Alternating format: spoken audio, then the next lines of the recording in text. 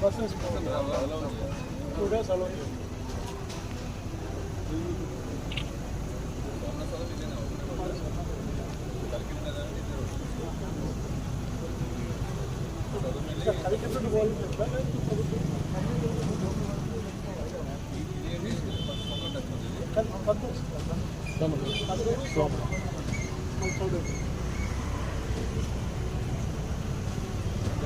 లో జరిగే ఎల్లమ్మ జాతర సందర్భంగా టెంపుల్ బందోబస్తు పటిష్టంగా చేయడానికి ఆ బందోబస్తు అంతా కూడా రివ్యూ చేయడానికి ఈరోజు కలికిరి మండలం విజిట్ చేయడం జరిగింది.